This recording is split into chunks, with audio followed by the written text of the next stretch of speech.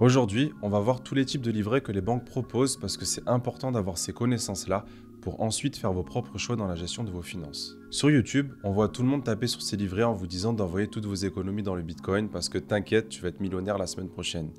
Pourtant, les livrets sont utiles et je vais vous expliquer pourquoi. Mon objectif avec cette chaîne, c'est de vous apporter de la structure dans vos investissements pour ne pas perdre toutes vos économies bêtement. Allez, c'est parti. Un livret, c'est un compte bancaire qui vous permet de placer vos économies. L'argent que vous aurez mis sur ces livrets va vous générer un pourcentage d'intérêt en fonction du livret que vous possédez. Une chose à savoir, c'est qu'une même personne ne peut pas avoir deux fois le même livret. Les taux d'intérêt des livrets ne sont pas figés dans le temps et sont amenés à changer en fonction du coût de la vie. Dans chacun des livrets, il y a un plafond qui ne peut être dépassé qu'avec les intérêts perçus. Par exemple, le maximum que vous pouvez mettre sur un livret A, c'est 22 950 € à un taux d'intérêt de 1% par an. Vous aurez donc 229,50 € d'intérêt à la fin de l'année, ce qui fera une somme totale de 23 179,50 € sur votre livret A, alors que le plafond à la base est à 22 950 €. Ça veut dire qu'en dépassant le plafond grâce aux intérêts que vous percevez, l'année d'après, vous percevrez les intérêts des intérêts et la rémunération de votre livret augmentera année après année. Reprenons notre exemple avec le livret A à 1% qui vous a rapporté 229,50 € d'intérêt. L'année suivante, vous ne toucherez pas 1% de 22 950 €, mais 1% de 23 179,50 €, soit 231,79 €. Bon, vous voyez que ça augmente pas beaucoup, mais l'idée est là pour générer des intérêts composés. Si vous voulez comprendre un peu mieux comment fonctionnent les intérêts composés, vous pouvez retrouver cette vidéo où je vous montre comment gagner beaucoup d'argent sur le long terme pour préparer votre retraite. Ok, alors le livret A, on en a déjà un peu parlé juste avant, c'est le livret le plus populaire en France. Vous pouvez y mettre jusqu'à 22 950 € comme je vous ai dit dans l'exemple d'avant.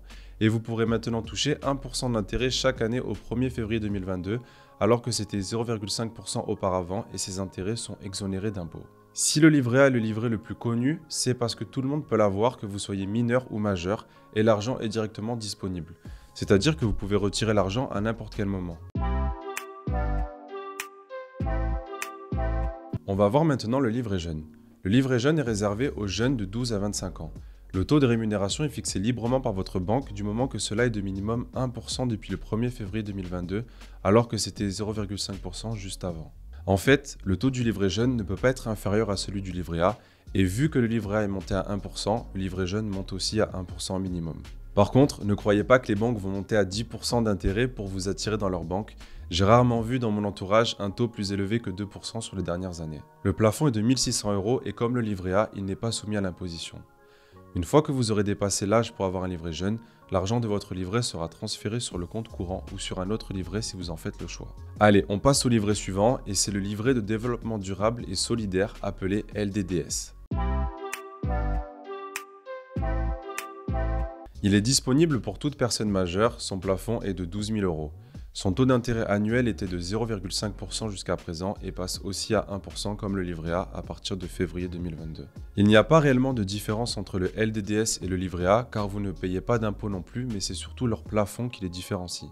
Pour finir, on passe au dernier livret qui est le livret d'épargne populaire, qui est peu connu et qui est celui avec la plus grosse rémunération en termes d'intérêt. Pour avoir un livret d'épargne populaire LEP, votre revenu ne doit pas excéder un certain montant.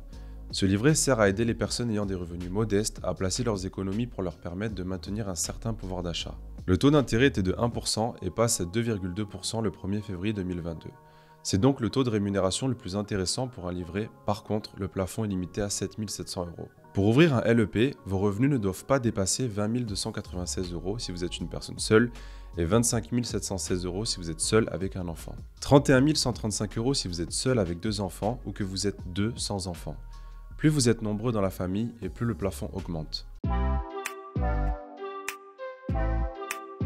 Donc voilà, je vous ai présenté les différents types de livrets qui existent et on va répondre à la question de départ qui était « Est-ce que les livrets c'est vraiment utile ou pas ?» Alors déjà, le livret ça permet de ne pas laisser votre argent sur un compte courant et vous permet donc de mieux gérer vos économies. Et c'est d'ailleurs mon 4e conseil de cette vidéo pour vous apprendre à économiser beaucoup d'argent. Ensuite, à la question de combien avoir d'argent sur ces livrets, je vous dirais que ça dépend de ce que vous faites de votre argent. Si vous investissez dans l'immobilier comme moi, c'est important d'avoir au moins 1 an de loyer pour chaque appartement de côté pour éviter les mauvaises surprises et vous construire un confort mental en cas d'imprévu. C'est difficile de vous dire de garder un pourcentage de vos économies sur ces livrets et le reste de l'investir car ça dépend de la vie de chacun. Vous pourriez avoir besoin d'argent rapidement, par exemple pour votre entreprise ou pour mettre de l'apport pour votre résidence principale ou locative, etc.